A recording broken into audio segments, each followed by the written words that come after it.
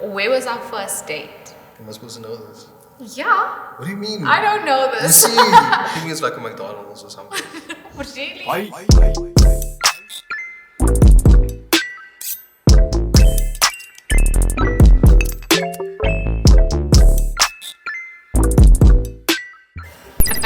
Who said, we know the answer to this. Who said I love you first? I said I love you first.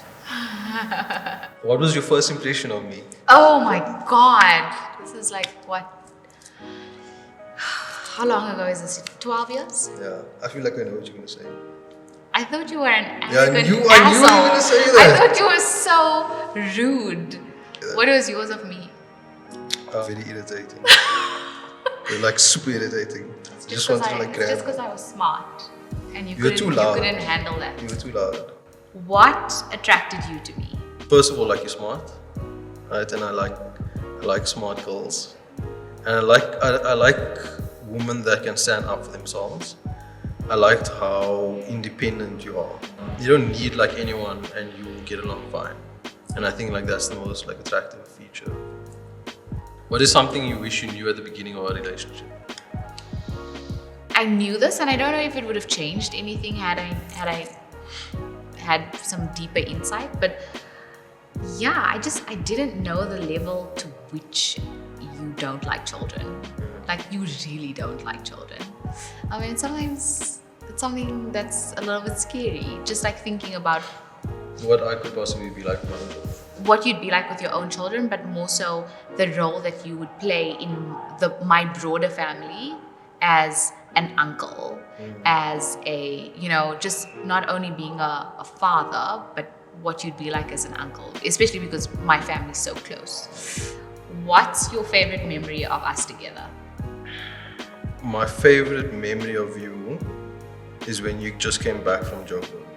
And it's not a particular point in time. It's just like the event of you coming from Joburg to Cape Town, because then we were in the same city. Yeah. And obviously we became like super close through like when you left. Yeah. And the decision for you to come back was like my best memory, because then it's like you finally Really? back. Yeah. So it's difficult to. So it's not an actual event, but it's like you just being in Cape Town after Joburg, because it wasn't a possibility. Do you know what I mean? There was a possibility that you could have stayed in Joburg, Yeah. and like this would have never ever happened. Yeah. Um, I didn't know that. Look at you. When have I let... Whoa, this is a tough one. When have I let you down? When have you let me down? Yeah. This is a difficult question.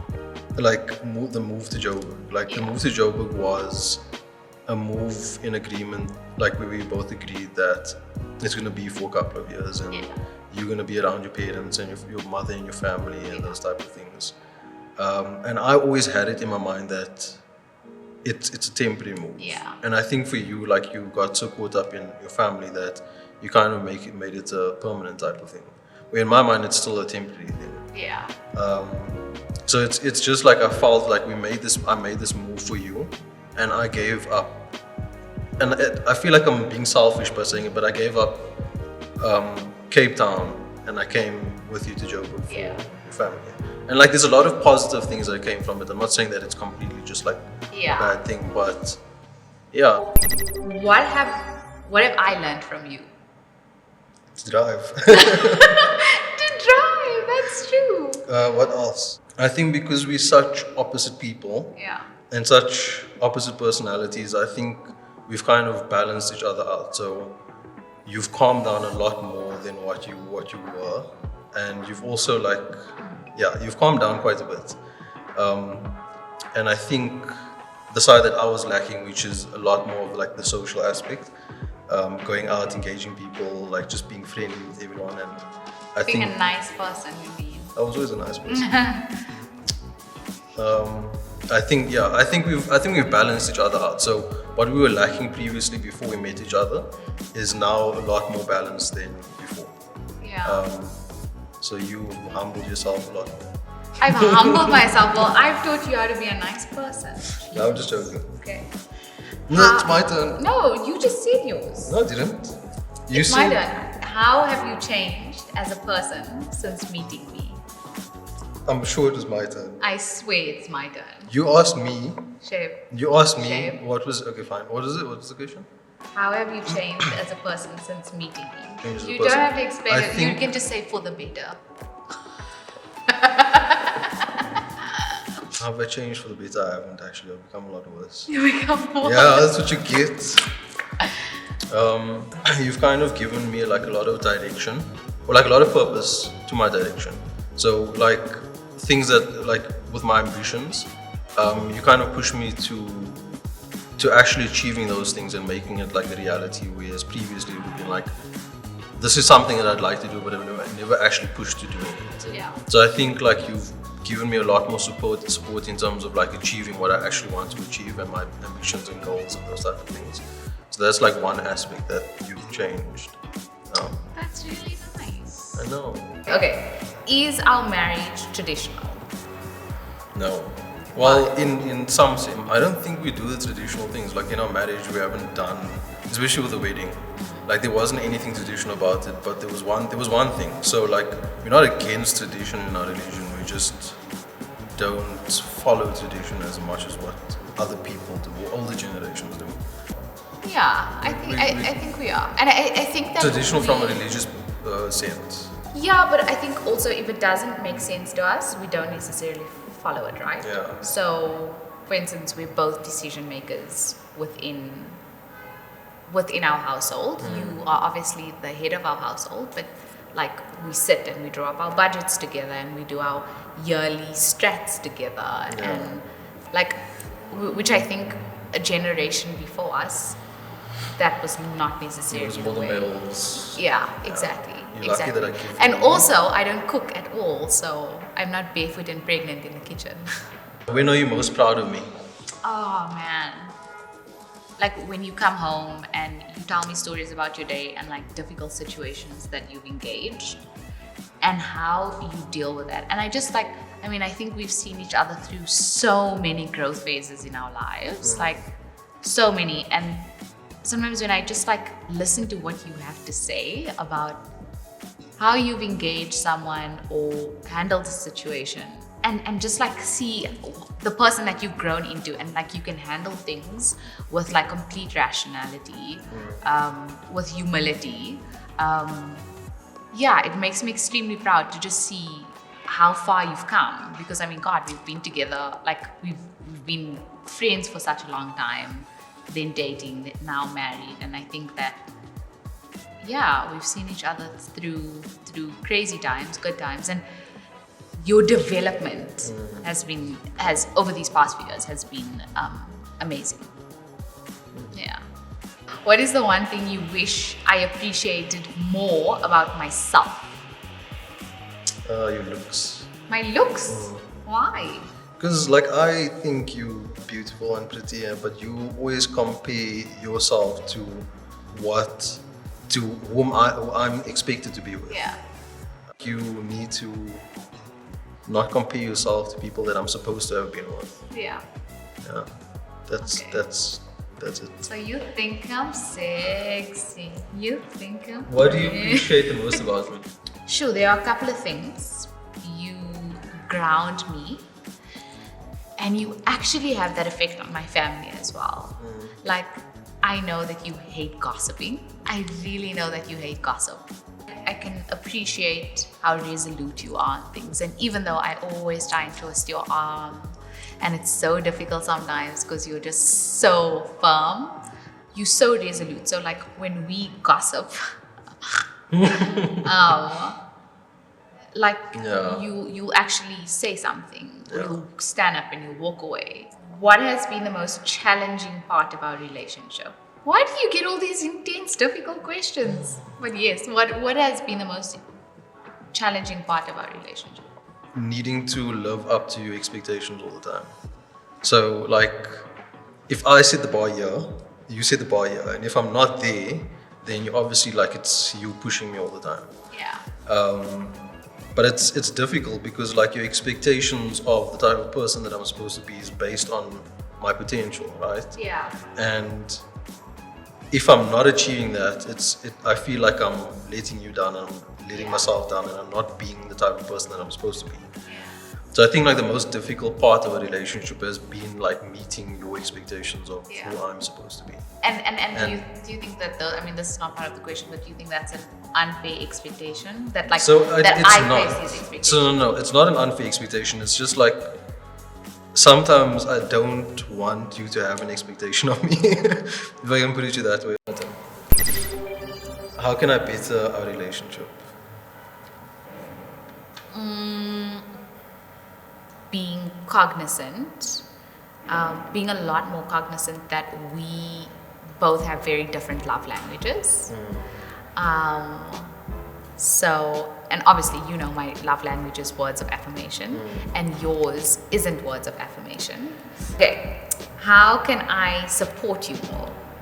The same thing about women where they sometimes want to hear, they just want you to listen, and sometimes they want you like advice. With me, it's like sometimes I want your support in a matter. I want to know how you're feeling about something rather than feedback. Yeah. So feedback's important, but I don't believe feedback should be given all the time. Too much feedback can kind of make a person feel that they're not good enough for something. What is something we need to unlearn? What is something I need to unlearn? We need to unlearn. Sure.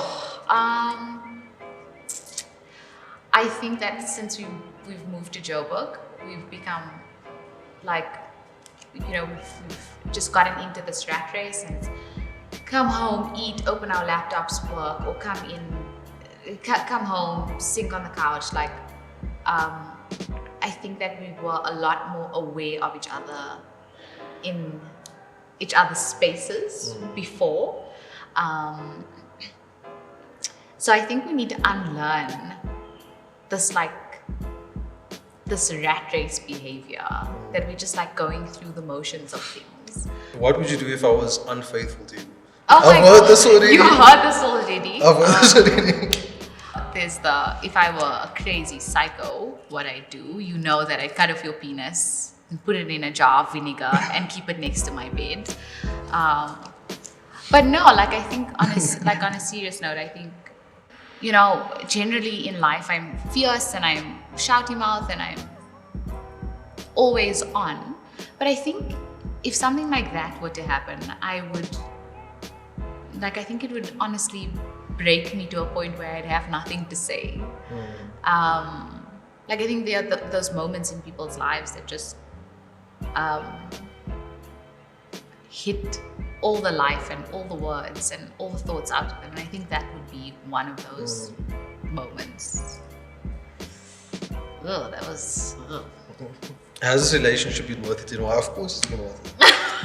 You can't answer that for me. It's like, has it been? I think that what has made it so worthwhile, I mean, there are so many things that I can think of, but I think that the basis or the foundation of our relationship was built on friendship. I mean, we were best friends for like, how long? 5 years, 6 years, 7 years? 8 years. Before we knew that we liked each other. And even now, like I see it in our marriage, I see that our marriage is built on a basis of friendship, right? Like before anything. And I think that also like gives us both this level of equality between the two of us, you know, just because it's built on that basis of friendship. Because of that, I am able to very freely express who I am, express my insecurities, my needs, my wants, my loves, my hates. In our marriage, I'm in a space that is an unjudgmental space. Like I can say the wackest shit. And like I know that you won't judge me, you know. So yeah, definitely been worthwhile for now.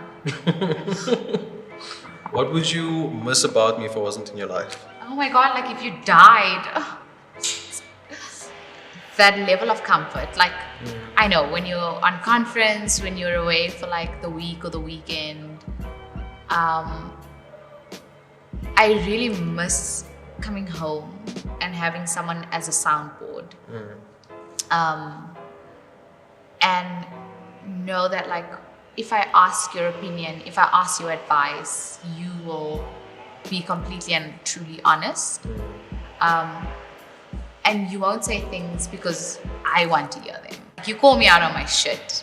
And that's something that, yeah, I'd really miss. Because I think it's rare to have that level of honesty in your life, that person who you can go to and know that they will not bullshit you. If you're wrong, you're wrong. If you're right, you're right. Why do you love me? It says like me, but you love me, so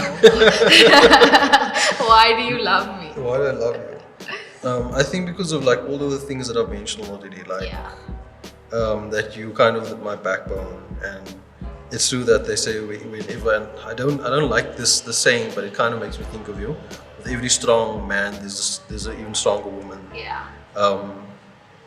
Because you kind of like my backbone, and you push me to achieve things that I'm supposed to be doing, and you have this perfect idea of how I'm supposed to be based on my own capabilities, and that's what you're always pushing me to do. And besides all of that, like the support that you give me, and the fact that your family has opened their doors up to me, and they basically closer than what I am with my own family. Yeah.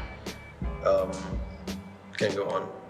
Yeah. Ask me, why do I love you? Why do you love me? Because you're gonna be my long-term investment and make me rich one day.